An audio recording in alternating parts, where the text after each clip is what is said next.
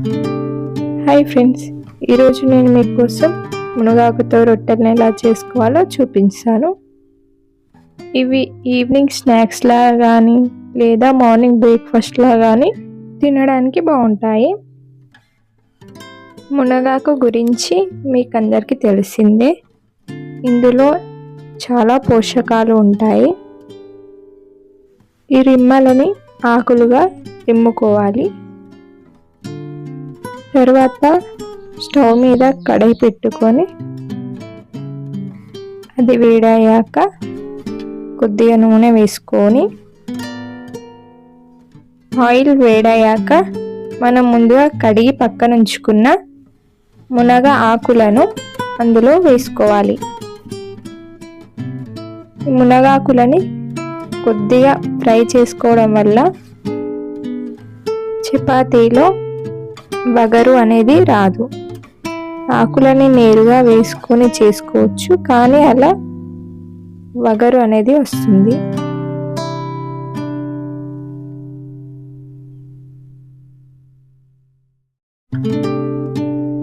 ఇప్పుడు కాస్తంత సాల్ట్ వేసుకొని మరొకసారి బాగా ఫ్రై చేసుకోవాలి.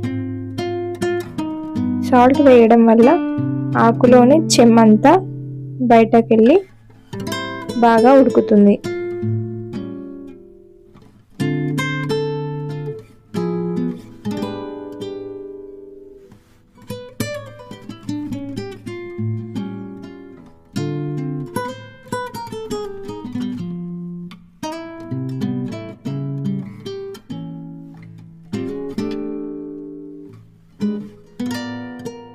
ఇలా ఫ్రై అయిన ఆకుని బియ్యం పిండిలో వేసుకొని మిక్స్ చేసుకోవాలి.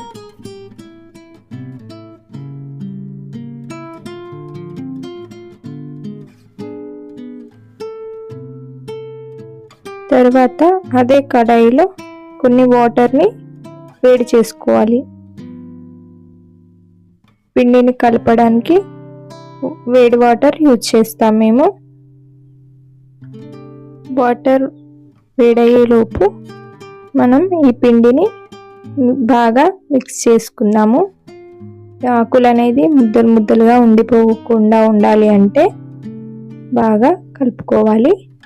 ఇప్పుడు ఆ వాటర్ని కొద్ది కొద్దిగా బియ్యం పిండికి యాడ్ చేసుకుంటూ చెంచాతో కలపాలి. వేడి వాటర్ కాబట్టి చేయి కాలుతుంది, అందుకే కొంచెం గోరువెచ్చగా అయ్యే వరకు చెంచాతోని కలుపుకుంటూ వాటర్ యాడ్ చేసుకోవాలి. కొద్ది కొద్దిగా చూసుకుంటూ యాడ్ చేసుకోవాలి, లేదంటే పిండి మెత్తగా అయిపోతుంది, తర్వాత చేయడానికి రాదు.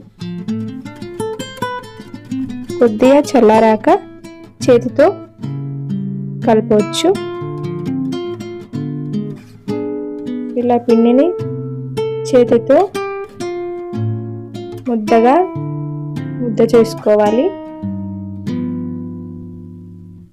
మనం రొట్టె చేయడానికి వీలుగా కాస్త గట్టిగానే కలుపుకోవాలి.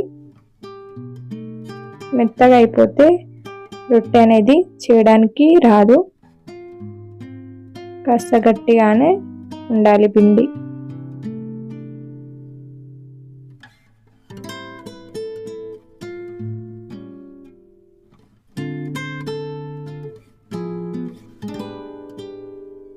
ఇప్పుడు ఈ పిండిని పక్కన ఉంచుకోవాలి. తర్వాత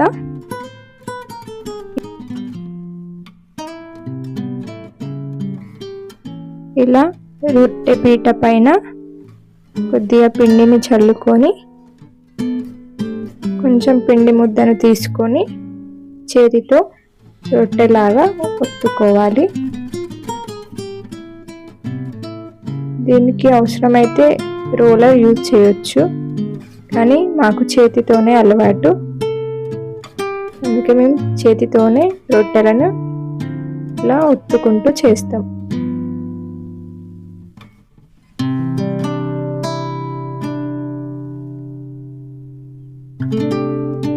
ఇది ఇది మనకు సరిపోయేంత మందంగా ఉంటే రెండు వైపులా చక్కగా పొంగుతూ కాలుతుంది. మరీ పల్చగా ఉండకూడదు, మరీ లావుగా ఉండకూడదు.